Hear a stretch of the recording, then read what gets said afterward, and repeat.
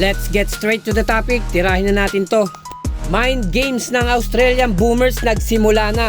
Kung yung dating Gilas Pilipinas Australian Boomers brawl, yung mga players ng Boomers ang malakas mang-asar. Aba, medyo iba ngayon.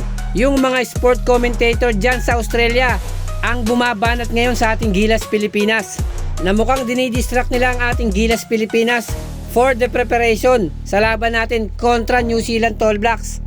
At ito nga ang Australian Boomers.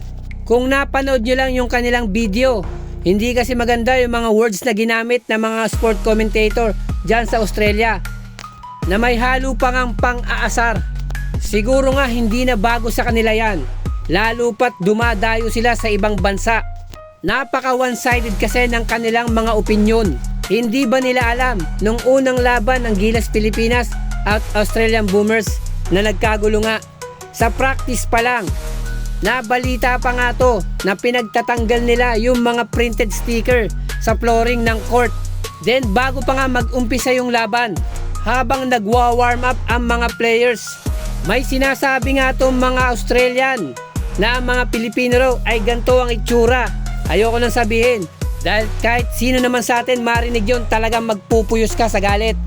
Yun yung hindi magandang paraan na ginamit ng mga Australian way back nung nangyari nga yung Australian at Gilas Pilipinas brawl. At heto na naman sila. Same scenario, dadayo na naman ang mga Boomers dito sa Pilipinas. Mukhang sinisindihan na naman nila yung mitya, yung pasyensya ba ng ating Gilas Pilipinas, na para bang sinusubukan na naman nila, na para bang hindi pa rin sila nakaka-move on sa pangyayaring yun. Pero yung tanong dito, bakit yung ibang kupunan na dumadayo dito sa Pilipinas hindi nangyari yun? Yung China talagang rival natin yan dito sa Asia noon pa man. Yung Chinese Taipei, Lebanon, Japan, Iran. Then ito nga makakalaban natin mamayang gabi, ang mga New Zealand All Blacks. At kahit ano pang bansa sa Asia. Nangyari ba sa kanila yung nangyari sa Australian Boomers?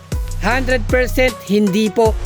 Kasi itong mga bansang to may respeto sa kanilang mga sarili, na kahit pa nga dumayo sila sa ibang bansa, dala-dala nila yung respeto na yun at ibinibigay nila sa Pilipinas, sa ating mga Pilipino, na binabalik naman natin to sa kanila.